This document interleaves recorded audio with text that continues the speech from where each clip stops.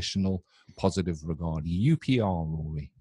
Yes, first outlined by Rogers himself in his kind of preamble to the massive work that he did, the 1957 Journal of Consulting Psychology, where he outlined 6 necessary and sufficient conditions.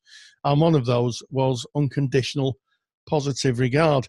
And it's really interesting when people talk about unconditional positive regard, what their view of it is. It seems to be different to different people. Rogers called it prizing. I like that. Yeah, a non-possessive warmth.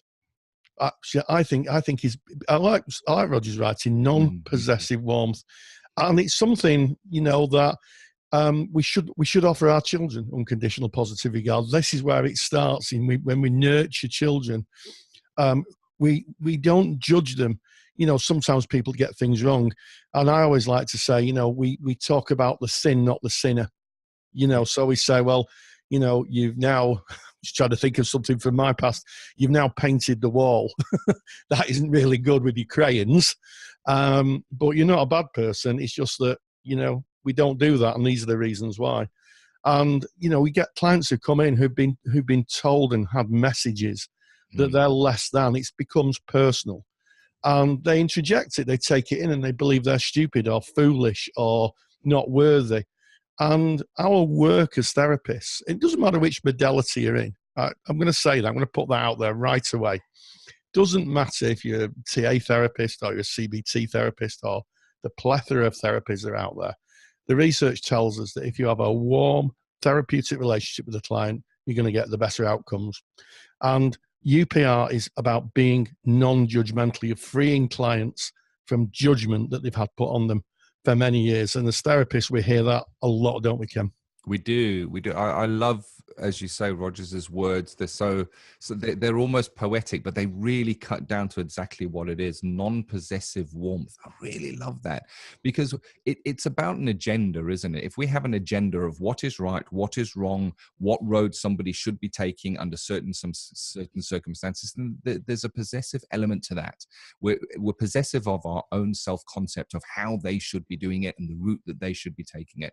Non-possessiveness means that they are free to go wherever they choose to go.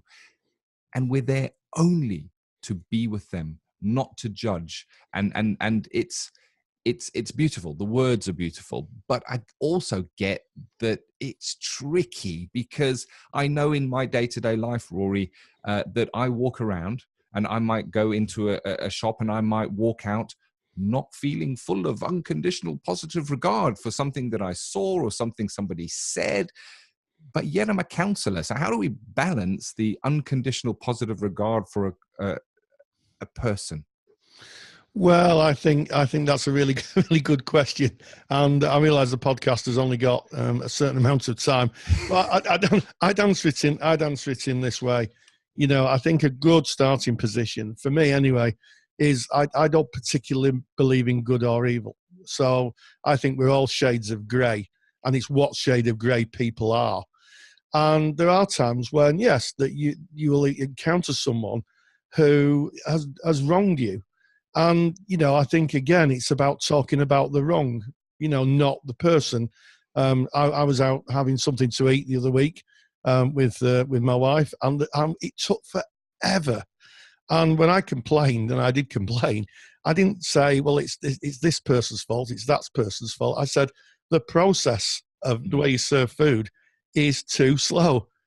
And once you take the personal out of it, what happens is you can then engage in a dialogue. If someone says, you're not serving me quick enough, the other person becomes defensive, and before you know it, you're in an argument and you're not getting very far, and both people come away. So it's looking at the situation and standing away, I think, sometimes from the emotional side. Difficult if someone's personally attacking you, I think, but we're only human.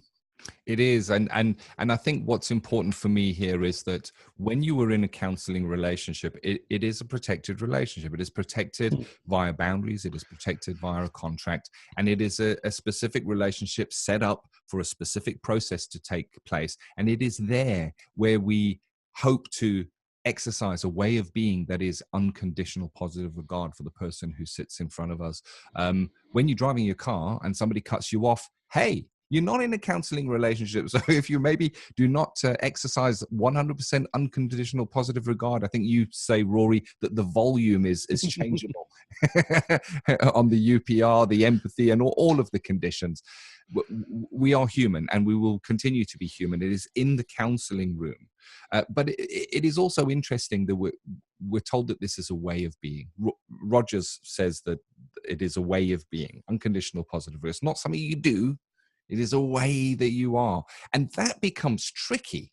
And it becomes tricky. I remember when I was studying, I was going, yeah, give me the rules. Tell you, like, if you tell me about reflection in counseling, you tell me exactly what it is, saying the client's words back to them. Okay, I can do that.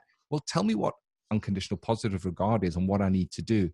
It's trickier. It's more about understanding the base philosophy of what it is, as we've been speaking about, Rory, and looking at self, looking at your own self-concept. Because if we are judging a client, if we are making a call on what they should do or shouldn't do as they're bringing their material, we're looking at them through our lens, our self-concept lens. And if you want more information on that, head back to the beginning of today's podcast, because we speak about it in depth.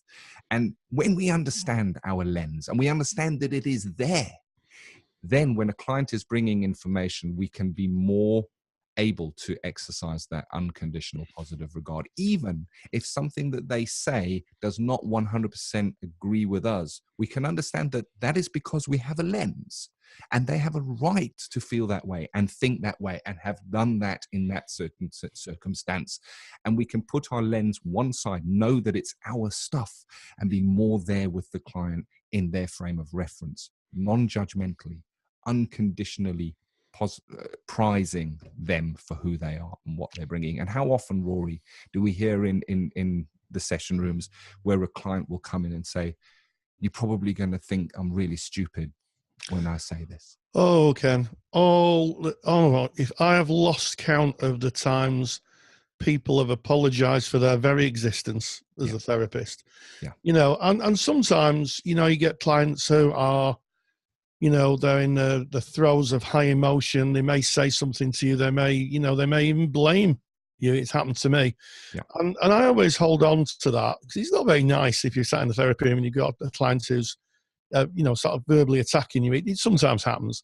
And I always think that all behavior is goal directed. When that happens, I'm always drawn to, I wonder who I am to the client.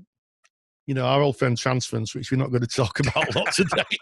But if that happens, it's easy. I usually say to the client, who do I remind you of? What has I said that's brought that? And it's amazing that you can bring it back by being non-judgmental and non-defensive in your practice. People say, well, you remind me of my dad. And I just quietly say, well, I'm not your dad. Wonderful. And there you go. There's a wonderful technique that can be used there. And how do you exercise unconditional positive regard? Because you can. And if you were studying counseling or psychotherapy, then chances are there is an aspect of personal development as part of your training. And it is there that you get to exercise. That is the gym of the core conditions, of the conditions of the way of being. You get in there, and often, I mean, we get it on the Facebook page, in our Facebook group, where people will say, I was in my personal development group and somebody said something and this all came up in me and made me feel a certain way. When you're in your PD group, view your fellow peers with unconditional positive regard and see how that feels for you. If somebody says something that jars with you, that really, ooh, think about your self-concept. Think about that lens. Think about unconditional positive regard. Absolutely. And always remember that all behavior is goal directed. One of Roger's touchstones. Yes. So if someone's behaving in a certain way, if you understand or you can get a sense of the goal around that, it makes a lot more sense of why people behave in the way they do.